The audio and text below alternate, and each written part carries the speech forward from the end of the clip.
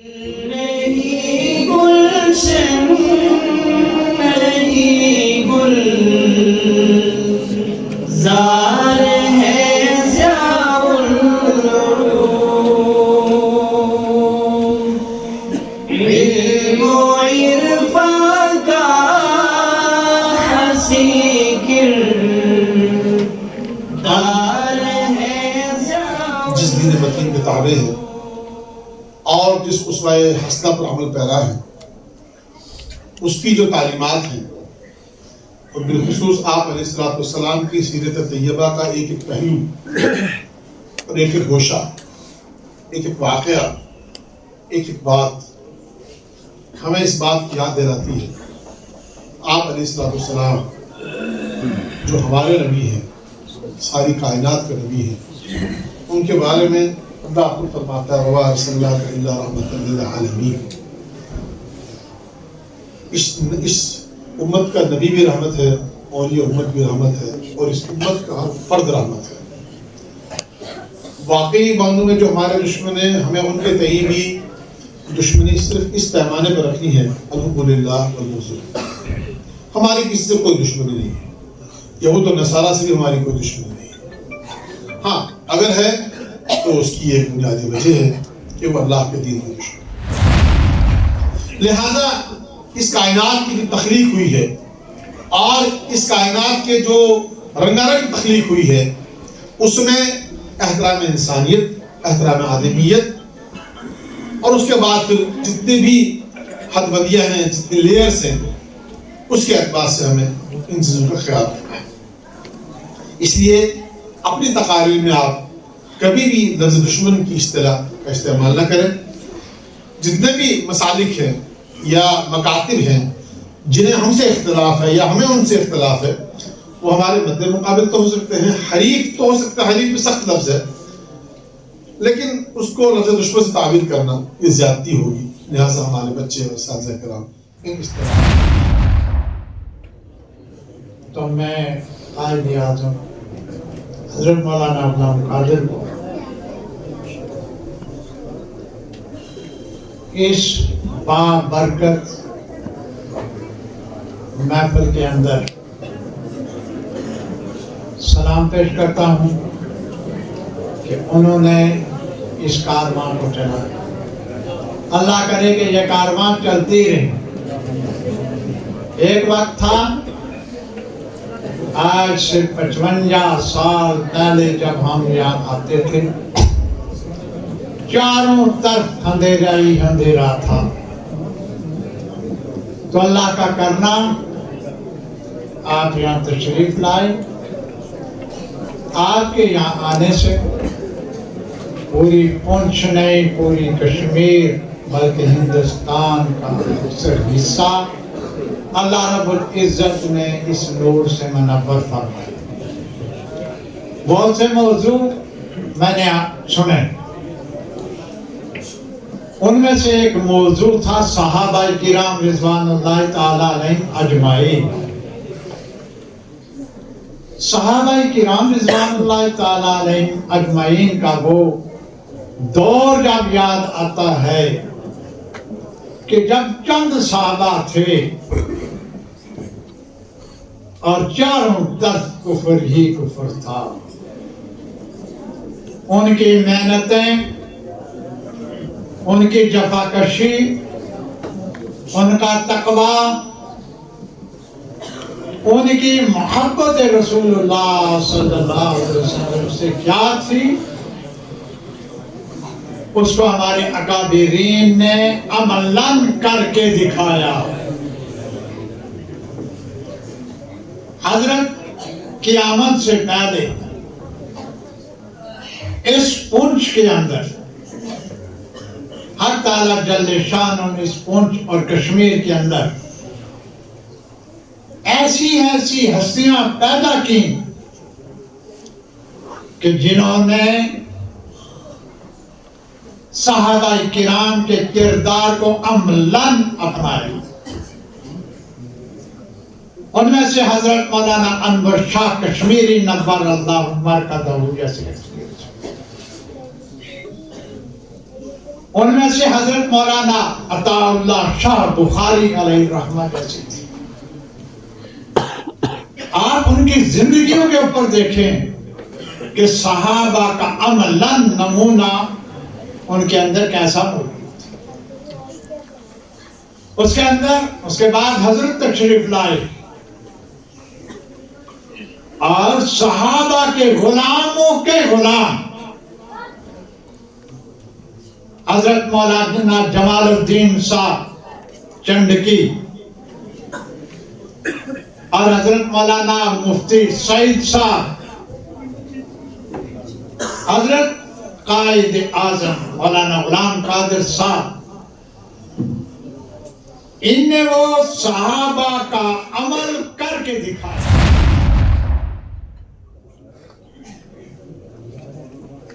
اگر یہ چمن اس وقت کھلتا ہوا پھولتا ہوا آگے بڑھتا نظر آ رہا ہے، یہ صرف اور صرف 50 سالہ قربانی مولانا غلام قادر صاحب، اللہ تعالیٰ ان کو صحت عطا فرمائے. اور بعد میں ان کے 2 خلیفہ ہیں، سعید صاحب ہیں، جمیل صاحب ہیں. اور مبارکباد تو وہ لوگ ہیں کہ جو سننے کے لیے دور دراز سے آئے ہیں. یہ مجلس معمولی مجلس نہیں ہے. انہیں طلباء کے بارے میں ہے کہ جس وقت یہ علم کے لیے نکلتے ہیں تو ملائکہ جو ہے اپنے پروں کو بچھا دیتے ہیں کہ ان پروں کے اوپر سے نکلتے چلے جاؤ. اور یہ معمولی مجلس نہیں ہے. مولانا شریف صاحب نے تو کہا کہ صحابہ کے غلام ہیں. میں کہوں گا کہ العلماء ورثۃ الانبیاء، کہ علماء جو ہیں یہ وارث ہیں انبیاء علیہم السلام. تامر سخن نہ گفتہ باشد عیب و ہنرش نہ گفتہ باشد. جب تک کوئی انسان بات نہ کرے اس وقت تک اس کی خوبیاں اور اس کی خامیاں جو ہے پوشیدہ رہتی ہیں. خاص کر آج کے دور میں طلبہ عزیز، علماء کرام، مقررین کو موجودہ دور کے انداز کے مطابق جن چیزوں کی ضرورت ہے ان کا اظہار از حد ضروری بھی ہے. اس لحاظ سے طلبہ عزیز نے جس قدر محنت و مشقت کے ساتھ، جس ترتیب کے ساتھ اپنا اظہار معاشی ضمیر کیا ہے وہ لائق سر تحسین. گل نہیں گلشن نہیں گل زار ہے ضیاء العلوم. علم و عرفان کا حسین کردار ہے ضیاء العلوم. یہ حقیقت سب پہ مثلے روز روشن ہے آیا. اسلام کی عظمت کے مینارے ہیں صحابہ، اسلام کی عظمت کے مینارے ہیں صحابہ. گر جان محمد تو ستارے ہیں صحابہ. ہم شوق سے کہتے ہیں ہمارے ہیں صحابہ، ہم شوق سے کہتے ہیں ہمارے ہیں صحابہ. واللہ ہمیں جان سے پیارے ہیں صحابہ. معزز و مقتدر حضرات و علماء کرام اور دانشوران قوم و ملت حضرات حکم، آج کی اس بزم زیوکار کو فکر و نظر اور فہم و فراست کے جن پھولوں سے معطر کرنے کی سعادت حاصل کر رہا ہوں، اگر اسے عنوان کے سانچے میں ڈھالوں تو میری تقریر کا عنوان بنتا ہے صحابہ کا تعارف اور فضیلت صحابہ حمیت اسلامی کا تقاضا ہے، بلکہ مکتبہ فکر دیوبند کے امین و پاسباں اور اس کے سب سے بڑے ترجمان دارالعلوم دیوبند کا ایک ادنا سا سپورٹ ہونے کی حیثیت سے یہ میرا فریضہ بھی ہے۔ تو آئیے سب سے پہلے دیکھتے ہیں کہ مکتبہ فکر دیوبند ہے کیا۔ مکتبہ فکر دیوبند ان ھذا صراطی مستقیما فاتبعوہ کا عکس جمیل ہے۔ مکتبہ فکر دیوبند وکذالک جعلناکم امۃ وسطا کا بہترین نمونہ ہے۔ مکتبہ فکر دیوبند وانا علیہ واصحابی کا حقیقی پرتو ہے۔ مکتبہ فکر دیوبند فاسألوا اہل الذکر کی عملی تفسیر ہے۔ مکتبہ فکر دیوبند ان تعبد اللہ کأنک تراہ کی خوبصورت تصویر ہے۔ حاضرین جلسہ، مکتبہ فکر دیوبند کسی جدید نظریے کا نام نہیں۔ مکتبہ فکر دیوبند کسی نئی پارٹی یا جماعت کے منشور کو نہیں کہتے۔ مکتبہ فکر دیوبند ذہن انسانی کی صلاحیتوں کی پیداوار کسی آئیڈیالوجی سے عبارت نہیں، بلکہ مجھے کہنے دیجئے کہ مکتبہ فکر دیوبند اکابر دیوبند کے ذریعے دین کی کسی نئی تعبیر و تشریح کا نام بھی ہرگز نہیں، بلکہ مکتبہ فکر دیوبند بیائی ہی وہی مسلک و منہج ہے جو اہل سنت والجماعت کا مسلک و منہج رہا ہے۔ یہ وہی مسلک ہے جو صحابہ کرام دیوبند نے اسلام کا پرچم دنیا میں لہرایا ہے، ظلم و ستم کے دور کے اندر حق کا دیپ جلایا ہے۔ دیوبند نے اسلام کا پرچم دنیا میں لہرایا ہے، ظلم و ستم کے دور کے اندر حق کا دیپ جلایا ہے۔ دیوبند نے اسلام کا پرچم، دیوبند کا تاریخ کے اندر ہر کردار نرالا ہے، رب کی قسم اسلاف کا میرے ہر شاہکار نرالا ہے، رب کی قسم اسلاف کا میرے ہر شاہکار نرالا ہے۔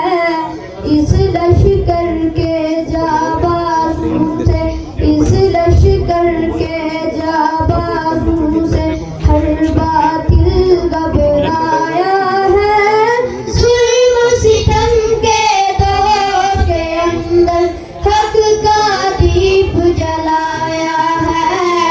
دیوبند نے اسلام کا پرچم دنیا میں لہرایا ہے، ظلم و ستم کے دور کے اندر حق کا دیپ جلایا ہے۔ دیوبند نے اسلام کا دوران خطبہ قرآن مقدس کی جس آیات مبارکہ کا سہارا لیا ہے، اسی کو موضوع گفتگو بنانا چاہتا ہوں۔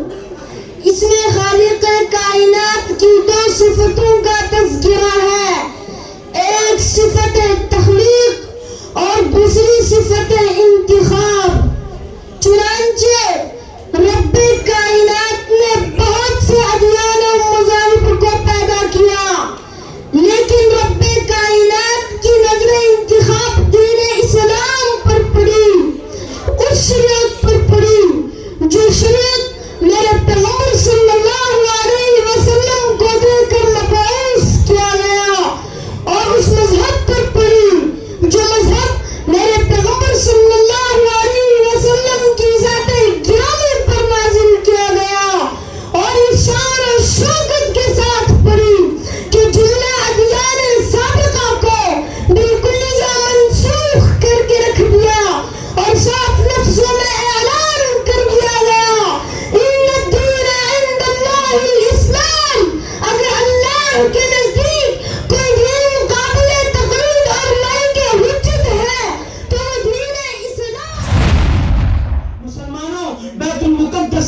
ہمارا رشتہ ایمانی اور مذہبی ہے. آپ صلی اللہ علیہ وسلم نے پیشن گوئی فرمائی تھی کہ مسلمان بیت المقدس کو فتح کر لیں گے. آپ کی یہ پیشن گوئی بہت جلد پوری ہوئی. حضرت عمر رضی اللہ تعالی عنہ کے زمانے میں حضرت عبیدہ بن جراح کی قیادت میں ایک لشکر میں 40 روز کے محاصرے اور مصالحت کے بعد بیت المقدس کو اپنی تحویل میں لے لیا. اس کے بعد 5ویں صدی ہجری میں سلجوقی حکومت کا فاطمی حکومت سے مقابلہ ہوا اور فاطمیوں نے بیت المقدس کو اپنی تحویل میں لے لیا. اس کے بعد 493 ہجری میں پہلی جنگ ہوئی اور قبلہ اول صلیبیوں کے ہاتھ میں چلا گیا. اس کی بازیافت کے لیے اللہ نے مرد مجاہد صلاح الدین ایوبی کو پیدا فرمایا کہ جس کی انتھک ہمت و عزیمت کے آگے یہ قلعہ مسمار ہوتا ہے. اور تقریباً 90 سال کی طویل مدت کے بعد بیت المقدس پر دوبارہ اسلام کا پرچم لہرانے محمد مصطفیٰ خوشبو ہے ان کی ہر ادا خوشبو. محمد مصطفیٰ خوشبو ہے ان کی ہر ادا خوشبو. نبی کی گفتگو خوشبو ہے پاکیزہ نگاہ خوشبو. نبی کی گفتگو خوشبو ہے پاکیزہ نگاہ خوشبو. منصب انصاف پر جلوہ افروز حضرات حکم، آج کی اس نورانی و عرفانی بزم میں آپ حضرات کے سامنے مدارس کی تابندہ تاریخ کے حوالے سے کچھ عرض کرنا چاہتا ہوں. گرامیان قدر، مدارس کی تاریخ کا آغاز اسی دن ہو گیا تھا جب کائنات کے رب نے وَعَلَّمَ آدَمَ الْأَسْمَاءَ كُلَّهَا کے ساتھ سب سے پہلے مدرسے کا افتتاح عرش معلیٰ پر کیا تھا. پھر انسان زمین پر آیا تو مدرسہ بھی ساتھ لے کر آیا. وقت گزرتا رہا، مدرسہ قائم رہا، حتیٰ کہ وادی مکہ میں ظہور نبوت کا وقت آ گیا اور کائنات کے امام کو سب سے پہلا سبق غار حرا میں پڑھایا گیا. آپ باہر تشریف لائے تو انما بعثت معلما کا اعلان عام کروا دیا گیا. پھر آپ نے معلمانہ فرائض انجام دینا شروع کیے اور زمین پر بسنے والے انسانوں کو راہ حق دکھانی شروع کی. تو اب تقاضا تھا کہ کوئی ایسی درسگاہ ہو، کوئی ایسی جگہ ہو جہاں سب جمع ہو کر چشمہ ہدایت سے سیراب ہوں. تو نبی کریم صلی اللہ علیہ وسلم نے سب سے پہلے دار ارقم ابن ارقم کو پہلی درسگاہ چھٹ نہیں سکتی تھی، جبر و تشدد کی آندیاں مٹ نہیں سکتی تھی، نفر و تعصب کے بھڑکتے ہوئے شعلے بجھ نہیں سکتے تھے، مگر اس کے لیے ضرورت تھی ایک ایسی ہستی کی جو پیام صداقت و ہدایت لے کر آئے اور تمام مظالم کے خلاف علم بغاوت بلند کرے، انسانیت کو ضلالت کے اندھیروں سے نکال کر ہدایت کی روشنی میں لا کھڑا کرے، تڑپتی ہوئی انسانیت کی مسیحائی کرے، زنجیر غلامی میں جکڑے ہوئے انسانوں کو آزادی کی فضا. لو كان هذا العلم بالثريا لتناغله رجل من ابناء الفارس. بتا رہا ہے ہمیں ثریا عروج بام ابو حنیفہ، بتا رہا ہے ہمیں ثریا عروج بام ابو حنیفہ. بلند تر ہے فلک کے تاروں سے بھی مقام ابو حنیفہ. معزز و مقتدر اساتذہ کرام اور میرے ہم سفر ساتھیوں، آج کے اس بارونق مسابقہ خطابت میں آپ حضرات کے سامنے امام الائمہ امام الفقہاء حضرت امام اعظم ابو حنیفہ نعمان بن ثابت الکوفی نبر اللہ مرقدہ کے تعارف پر چند گزارشات پیش کروں گا۔ دور نبی صلی اللہ علیہ وسلم کے گزرنے کے بعد مختلف مفسرین قرآن محدثین عظام اس دنیا پر آئے۔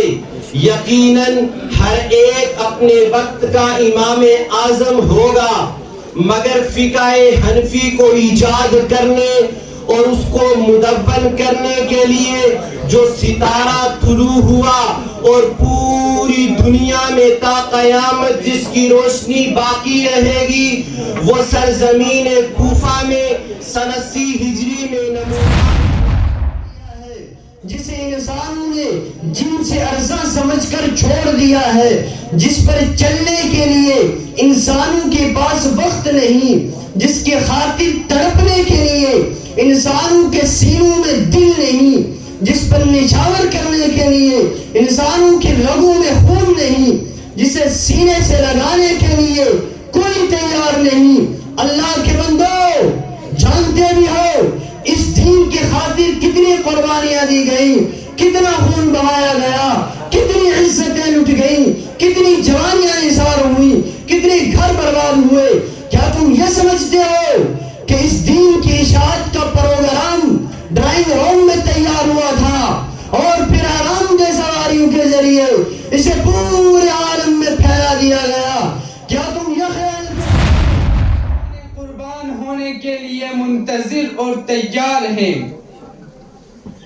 اس چمستان عالم کا پتا پتا اور بوٹا بوٹا اس بات پر شاہد ہے کہ قرائے ارض پر ابتدائے آفرینشی سے حق و باطل کی ٹکر رہی ہے۔ زمانہ قدیم ہی سے خیر و شر کے معرکے بپا رہے ہیں، ہمیشہ صحیح نور و ظلمت اور کفر و ایمان باہم دست و گریباں رہے ہیں۔ خدا کی اس زمین پر ایک سے ایک خون آشام اور بے رحم فرائنہ و جبابرہ پروان چڑھتے رہے ہیں۔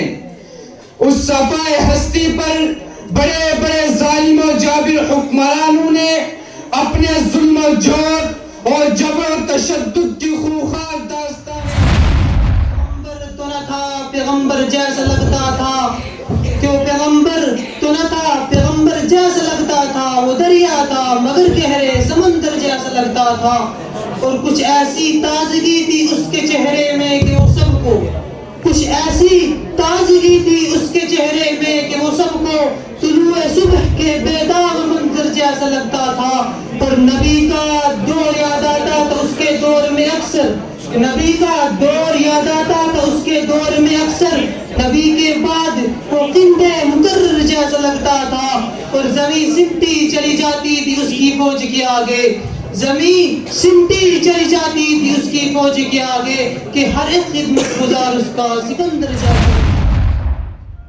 توبہ کر کے میں گناہ اپنے مٹا لوں پہلے، عشق کی آگ ذرا دل میں بڑھا لوں پہلے، توبہ کر کے میں گناہ اپنے مٹا لوں پہلے، عشق کی آگ ذرا دل میں بڑھا لوں پہلے، جلوائے نور نبی دل میں بسا لوں پہلے، خاک طیبہ کو میرا آنکھوں میں لگا لوں پہلے، جلوائے نور نبی دل میں سما لوں پہلے، خاک طیبہ کو میرا آنکھوں میں لگا لوں پہلے، نظر پھر ان کو درود کہ میں سوغات کروں، بادرونات کے لکھنے کی شروعات کروں، نظر پھر